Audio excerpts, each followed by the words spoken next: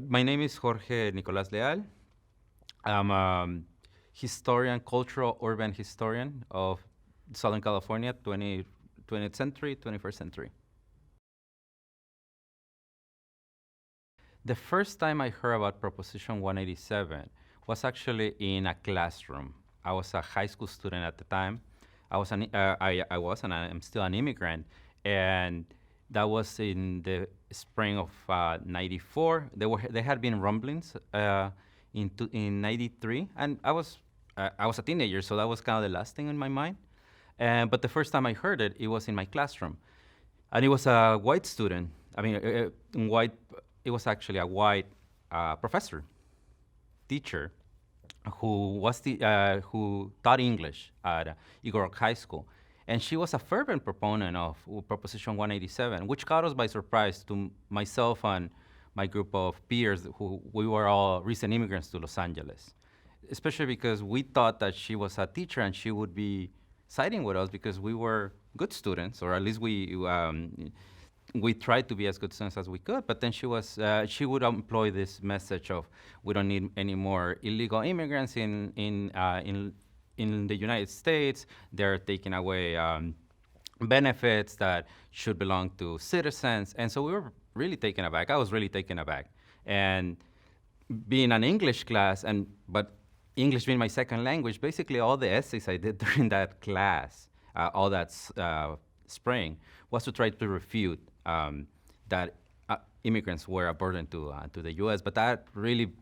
accelerated my political consciousness of seeing people that I knew, that I was interacting with them on an everyday basis, that were against immigration, even though it was framed as illegal immigration. But in essence, I felt targeted as I was a recent immigrant. And also, I was a teenager that couldn't vote.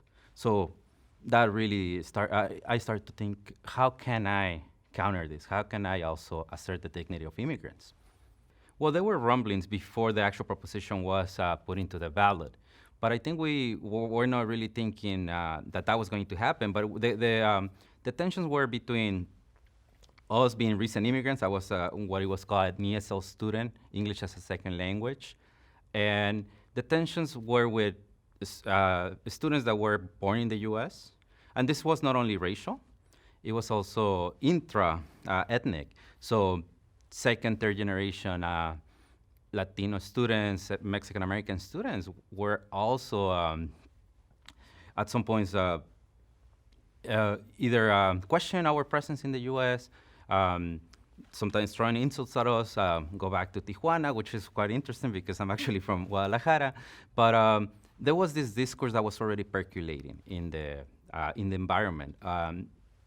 I think reflecting the demographics at the time that were changing, and that you were seeing a lot more recent migration from, yes, Mexico, but also other countries in the Northern Hemisphere and Central America. So it started to get really tense in terms of us during lunch, during discussions, and we start as immigrants in high school, we did feel targeted, and so that kind of tense environment, I think that we saw as teenagers was something that parallel, it was replicating in the political sense, and perhaps the conversations that were happening in the homes of other students. My nuclear family, we're all immigrants. We all migrated together, and we are actually fortunate that because of a long presence of my family, we in the United States since the 1920s, after the Mexican Revolution, that part of my family had been born in the U.S., so we were able to get legal status through family reunification.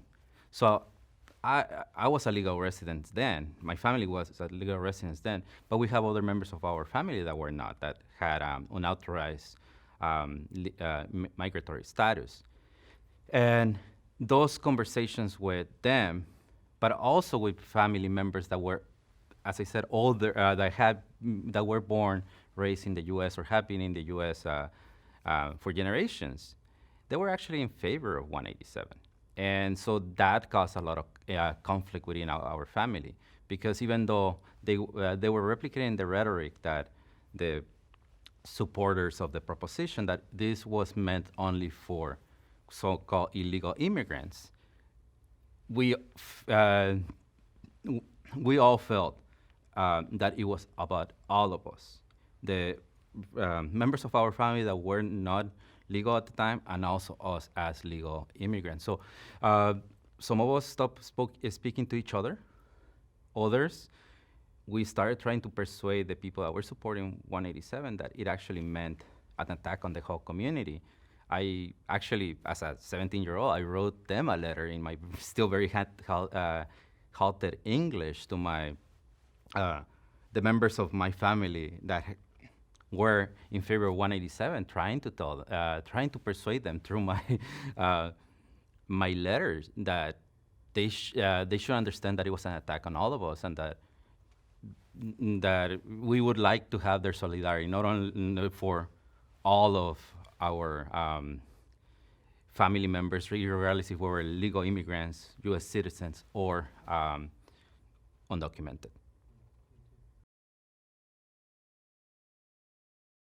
The Keep Coming commercial. It, in a very visceral way, the first time I saw it, and I would watch American TV to try to learn English or to understand how to better enunciate my English words. And the first time I saw it, it was in a local TV station, and it felt that it was viscerally targeted at me. They keep coming. And that ad was such an affront. I mean, it felt so personal that it was speaking about me, it was speaking about my friends, it was speaking about my family. And it was really hard for, because it was so close-ended, it was really hard for us to be able to counter it right away. But it unfortunately was very effective because I think it really persuaded a lot of the California electorate. But at a personal level and also a communal level, it felt as a straight, visceral attack against anybody, not only people that have to cross the border in these unauthorized ways, but anybody coming, because it says they keep coming. So that's where I think that we can see the whole defense of Prop 187 as being, oh no, it's only about unauthorized immigrants, not about authorized immigrants, but that's the keep coming makes it about every single immigrant, every single newcomer to California, regardless of their status.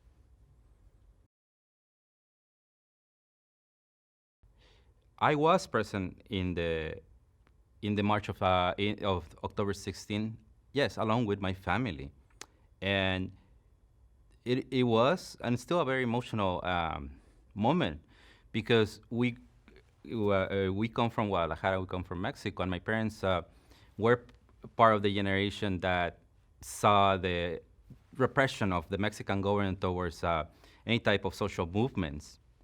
And so growing up, I was dissuaded from being part of any type of political movement or any type of march whatsoever, because we were fearful, and my parents were fearful of what would be the repercussions of, since they lived in Mexico during the times of this repression of youth movements, of labor movements. And so all the way till I was 17 here in the US, I had been warned not to be part of any political activity that required marching. But 187 changed that. And not only I decided to go march, my parents also made the decision that we would all march together as family, because we felt that it was a time we needed to be part of this process, even if we couldn't vote yet because we were still just legal immigrants, residents. And so all the fear that we had coming from Mexico or even the US, I mean, I had family members that were either against, for Proposition 187, that would say that they would say that good immigrants do not march or are no part of these political political mobilizations, but we decided to do so as family. So we all took a bus, an RTD bus then, now MTA, to downtown Los Angeles, and we marched together as a family. So that was a very important moment in my political consciousness that became accelerated. Perhaps if Prop 187 would not have happened, I would have not uh, become interested in politics or become politicized the way it was. And it wasn't only me; it was seeing my family um, push back the fear that they had of becoming part of a political mobilization, and we all marched together.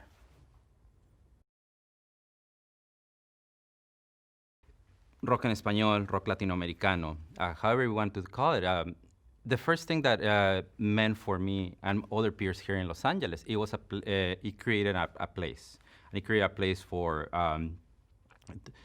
that congregated recent immigrants, not only from Mexico, but from El Salvador, from Guatemala, and also immigrants from South America, Argentina, Uruguay, Chile.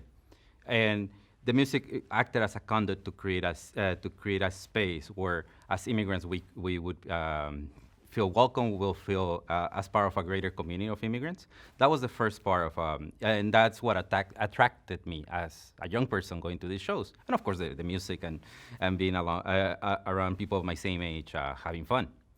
But as Proposition 187 came about, the spaces, the scene within rock Latinoamericano, rock angelino, became a point of, became a space of politicization and became a place of solidarity because we were feeling under attack in our schools. People that were older at work, in just the street, we were feel targeted and besieged as immigrants. The music shows became our safe place, our sanctuary, but also not only as a place for us to seek refuge, but then to start mobilizing, understanding this. How are we going to counter this? How are we going to respond to this, us as immigrants? And then we found in the music, which comes from different countries and different eras that had dealt with dictatorships, in the case of Argentina and Chile, in the case of state repression, and censorship in the case of Mexico, we found that a lot of the lyrics and a lot of the message around in the music, but also in the aesthetics, in the films around this music, in the literature around this music, was a position. It articulated ways to fight back against repression, against totalitarianismo. And so we, in those lyrics, and it allows us to find some sort of language of solidarity amongst each other, and solidarity with people that have lived out our experience in Latin America, but also allowed us to create, to find the connections we could with people in Latin America, with people in Baja California, in Tijuana, and people in other places, to create music, but also to create spaces where we could articulate these political messages. And also, the music, the rock Latinoamericano, serve as the soundtrack for a lot of these marches, serve as the soundtrack for a lot of our demands against 187, but also our advocacy for rock Latinoamericano serve as a way for us to assert and defend our dignity as humans, as immigrants in the United States. I would say that within the show, sometimes you would have bands talk about what just happened to them.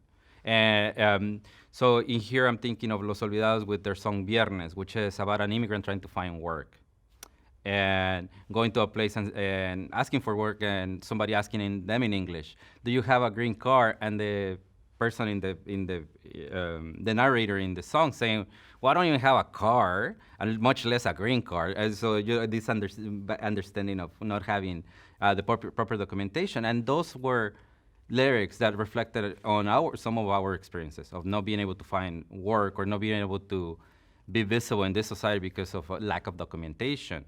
Other times, I'm thinking of things that perhaps some of us lived in different ways of that happened just before the show, of being the object or the target of insults along anti-immigrant insults going to a show, or by the securities in the which were at the time mainly white burly men at the venues, and then feeling that the bands such as Maria Fatal with their Ojotos y Suecos, which is a song that discusses how everybody does this migratory journey. Once you get here, um, and you start working, then they call you that you're taking away, you're a thief of labor, of work for others.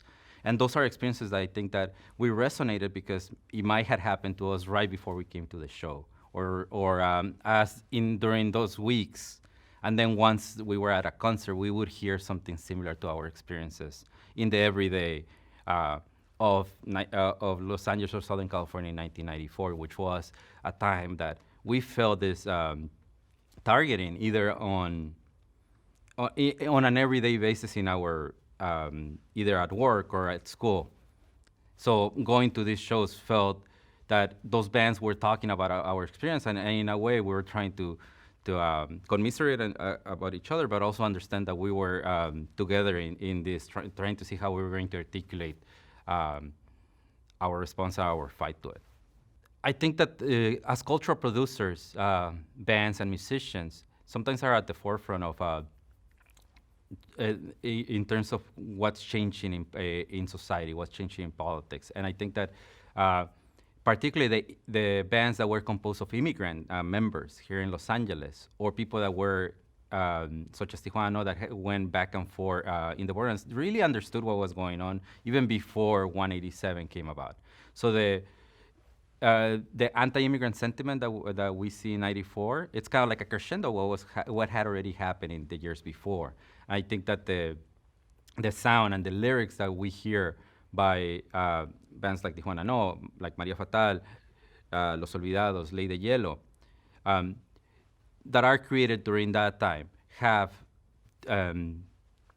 two qualities. One, it is the viscerality, the almost rawness. So a lot of it's using accelerated, almost punk beats to their music because that's how we felt. We were like clenching our teeth constantly, not only at the shows as we were moshing or pogoing, but that was how we felt outside in our everyday lives. And then, so that's the music. The music had that rawness, but that intensity, coupled with the lyrics that were chronicles of immigrant mistreatment, of what was of living as an immigrant in this very racialized and very tense city between 92 and 94, 92 being the Los Angeles riots and 94 Proposition 187. So those lyrics capture those tensions, and those lyrics capture also how immigrants were feeling at the time, and also how they were being targeted by these xenophobic and racist forces. Rock Angelino in the LA music landscape was the way it has been for people of color, segregated. And so it was segregated because of language. It was primarily sung in Spanish, but also because of most of the members of the bands of Rock Angelino and also their audience were immigrants, first-generation immigrants. So at the time, that's where it was segregated in primarily immigrant neighborhoods in Southeast Los Angeles, with perhaps a couple places where one could go in Central Los Angeles. And it was separated from kind of like the Chicano rock scene, because it was mostly sung in English, and so there was that tension. And much less, it was very far from the 1990s rock alternative, mainstream white rock alternative. But what changed in '94 is that the scenes of Rock Angelino, which, as I said, it was primarily immigrant and sung in Spanish, started coalescing, started creating solidarities with the rock Chicano that had not quite figured out what to do with Rock Angelino, but because of this threat that was 187 was posing, not only as a policy, but how it was creating this immigrant environment, but anti-Latino environment, because they keep coming, meant all of us, we keep being here in California. It created these solidarities that had not been present in the past. So you start seeing bands such as then punk veterans as Los Illegals, Chicano punk veterans, Los Illegals, started to pay attention and also collaborating with these rock angelino bands that were composed of immigrants. Some of them perhaps, having at the time, just a very basic understanding of English, but then you start seeing those connections and those solidarities and shows happening together. And so those two crowds, the crowd of Chicano rock, which was primarily second, third generation, started going to shows by rock angelino bands. And it wasn't only just about the music, but it was about the political awareness and this shared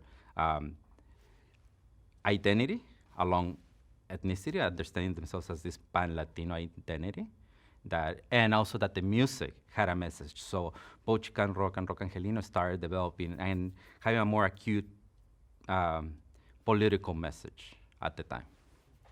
During Prop 187, Maria Fatal was at the forefront of rock angelino. It was one of the best-known bands.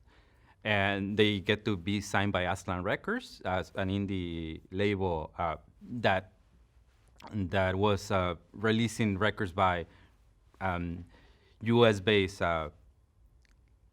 Latino bands. But Maria Fatal was really pivotal during 187 as their lyrics and also the political activity that the members engaged was in solidarity with immigrants. And also they had a very defined social consciousness to their lyrics. So they have songs such as Ojotas y Suecos, which discusses this immigrant journey and what would immigrants in the U.S.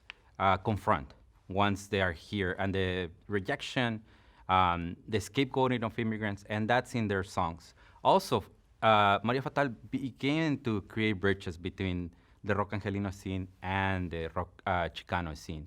So Maria Fatal is invited to perform in Big Top Locos, which is this festival that becomes like this anti-187 music festival event just a couple weeks before the election. And they're part of a lineup that was primarily a Chicano lineup and with LA bands such as Rage Against the Machine, Cypress Hills, along with a scores of Chicano bands, but then Maria Fatal, along with Tijuana No, become the representatives of Latin American rock in this festival. And so their cultural production of Maria Fatal at this time it is quite pivotal as they were responding to 187, but also they were asserting the humanity and dignity of immigrants through their lyrics and also through their videos. Los Olvidados. Los Olvidados, it is also a rock angelino band that comes of age during the 187 times. They start playing in 92, but by 94, a lot of their lyrics deal with the immigrant experience. And in a way to try to they use a lot of their humor in their lyrics to try to dispel the notion that immigration is an easy process. They actually counter that. They're in some of their songs, they even question why is it that we migrated, because we're being treated so badly.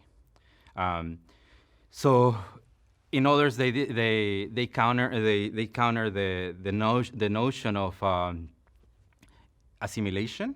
How assimilation is required to immigrants, but it's almost impossible to incorporate, to assimilate, as an immigrant is constantly being pushed out of American society.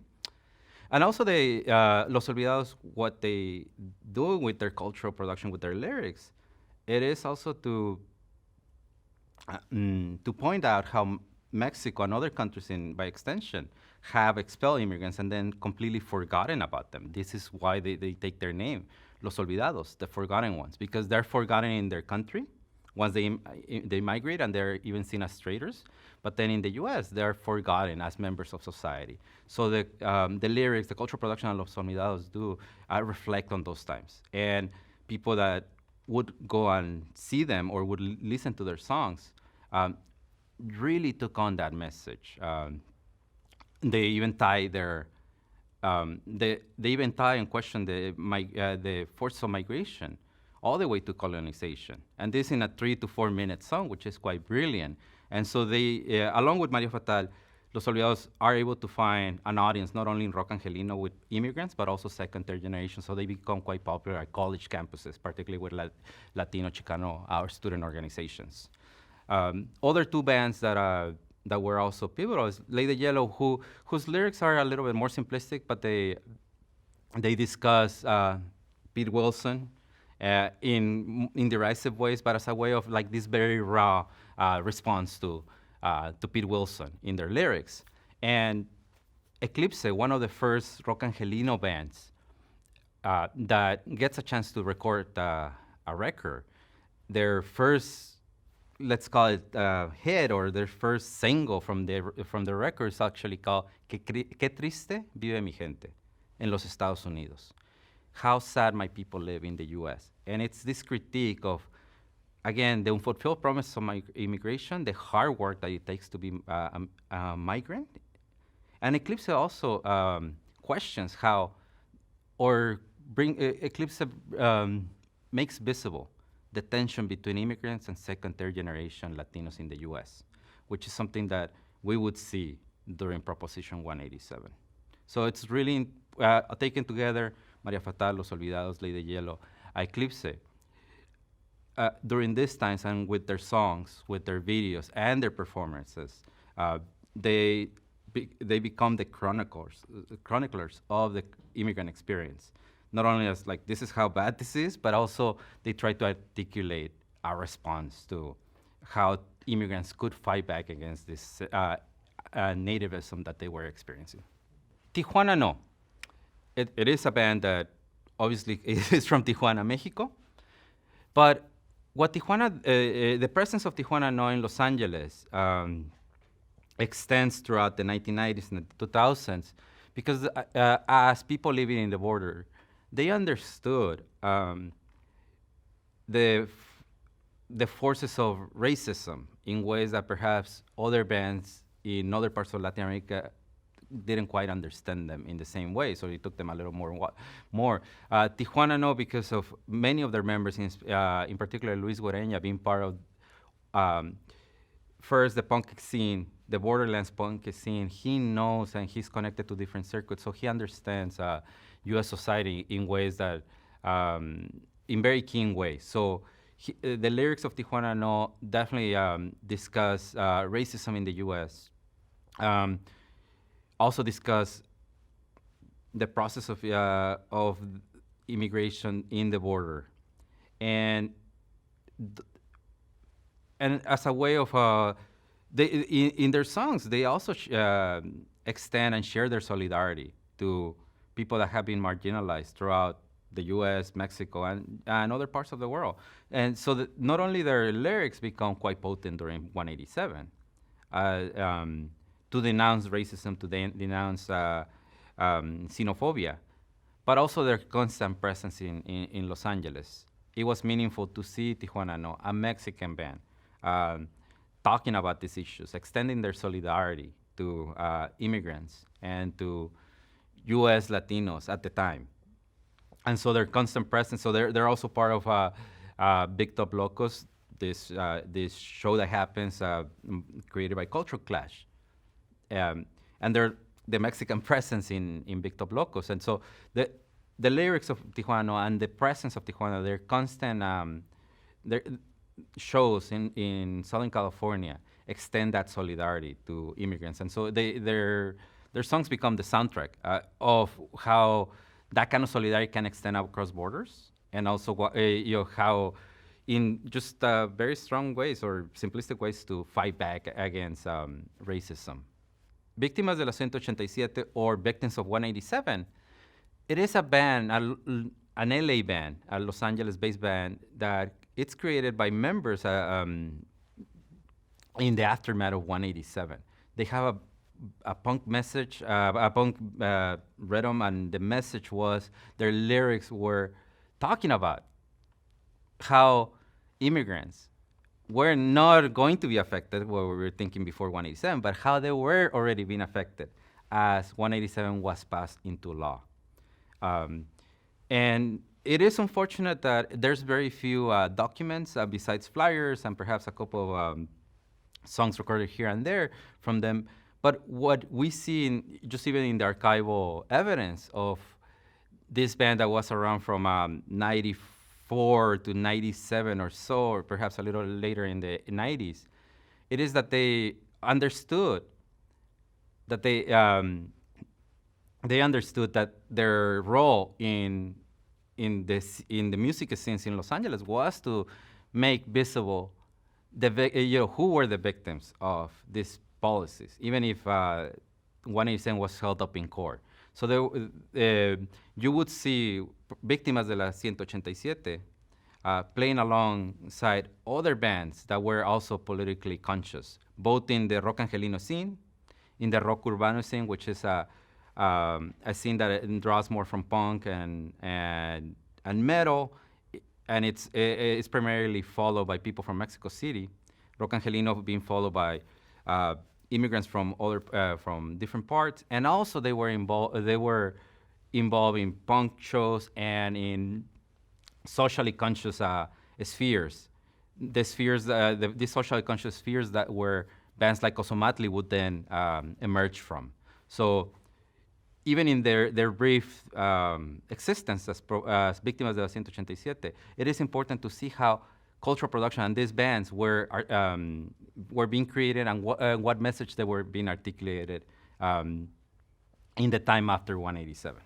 So in the time before, during, and after the electoral campaign of November 1994 that saw the approval of 187, you do see not only the articulation of messages through lyrics or people going to shows, but that these immigrant communities that were part of these music cultures, the rock angelino music cultures, actually mobilize in strategic and concrete ways to respond to 187. So there were shows that were created. There were fundraisers that were created. This at the very kind of like small scale of a tocada, of a gig that would happen in what I call ephemeral forums, so improvised places, and where people would charge $5 and half of them would go to an organization that was working against 187. That at the grassroots level. At the larger level, you saw in almost very spontaneous ways larger concerts or larger fundraisers being created to fundraise for the campaign against 187, and also for whoever would, for other members that would need, perhaps some financial support. From here, as a fundraiser, you do see one show that becomes quite iconic in the history of perhaps Chicano rock and also rock angelino, which is Big Top Locos. Big Top Locos, it is this festival that becomes even bigger than I think that perhaps the organizers thought. It is this festival in the grounds, in the parking lot, really, of the Olympic Auditorium that has two stages, and as it's being publicized, you see in the flyers this very sharp political message, rebuke against 187, rebuke against Wilson, and the assertion of the immigrant rights and immigrant identity. And that becomes a large-scale festival that is aimed to raise funds for, one, the campaign against 187, and then the legal defense that would come after 187. And that is a show that thousands of people attend. It's headlined by Rage Against the Machine, Tijuana No, and Maria Fatal. So you do see this mobilization not only in the realm of cultural production, but actual material. So, bands, promoters organizing to fundraise to support the campaign against 187 and also support the legal campaign that would be follow after 187. For us immigrants, that particularly young immigrants that were fans of Rage Against the Machine, it was the first time that we saw a band where we saw ourselves by looking at Zack de la Rocha as being um, this young guy that was they were being fairly successful in the early 90s and had a Spanish surname. And then we learned that his father was a Chicano artist and activist. It, and so we had an empathy already for him, and we understood that some of their lyrics were political, but it wasn't until 187 where we understood that Zack de la Rocha, and by extension, Rage Against the Machine as a collective, were in full solidarity with us. And that was a very powerful moment. That we saw each other, we felt seen, we felt supported by the band, and that their lyrics were specifically talking about what we were feeling. So that was the moment that we understood there was the solidarity between Chicanos and recent immigrants or immigrants. The Rage Against the Machine, when they played Big Top Locos, we were all very excited that they were there, that they were supporting, that they were actually so explicitly in our side as immigrants. But then they play songs that they hadn't played. And I think that they seldom play songs like "The Man Without a Face," and during that event, I think that that song had a very particular meaning, and we understood it. So we understood that was the soundtrack for us to keep the fight, the politicization, and the mobilization that we needed to do through those songs. So for us immigrants, and I think for people that listen to music, trying to find that language and that response during 187, Rage Against the Machine and their lyrics and their presence, their constant presence at the front lines of the marches, of the music festivals, and became very important for us because it felt that somebody that had attained a modicum of fame and recognition in American rock and in American society, not only saw us, they understood that we were part of the same community, and they were singing songs that related to our struggle at the time, and at a time where we didn't see much of that elsewhere. Big Top Locos became this very, very rather than watershed moment, a unifying moment. And I think that it happened by a coincidence and confluence of conditions. The fact that you had a lot of the big LA bands at the time, such as Rage Against the Machine, Cypress Hills, along with bands like Tijuana No, like Maria Fatal, and also other bands from Southern California coming together, also became this moment of solidarity between later generation Mexican Americans or Latinos, Chicanos, with recent immigrants, and also white progressives coming together in one show to, one, express our repudiation against 187, but also also for us to imagine a way forward as a collective community that that in previous times we were divided along our citizenship status. Are you a citizen or are you an immigrant? And then perhaps I don't trust you. And this is the time where, as a community, first ethnically between Chicanos and recent immigrants, it became a moment of solidarity, but also politically. So it wasn't only ethnically. Politically, you had people that understood, that felt that humanity and citizenship shouldn't be constrained to these very narrowly constructs, but how all of us could be part of Los Angeles. And all of us are part also of California, and hopefully all of us are part of the US, irregardless of our race, irregardless of our gender, irregardless of our citizenship or legal status. That expansion of what it is to belong, I think it started germinating, started percolating in Big Top Locos, in this festival, along other places such as the marches. But I think that Big Top Locos, created by Cultural Clash, provided that space where we saw those solidarities on the ground while perhaps listening to music, but that then were generated and replicated elsewhere, not only during '94, but in the years after, where we started seeing this expansion of membership in Los Angeles and California, but also this expansion of solidarity that then we see in the decades after. So the Big Top Locos lineup, it consisted of Rage Against the Machine, Cypress Hills, which were the mainstream bands.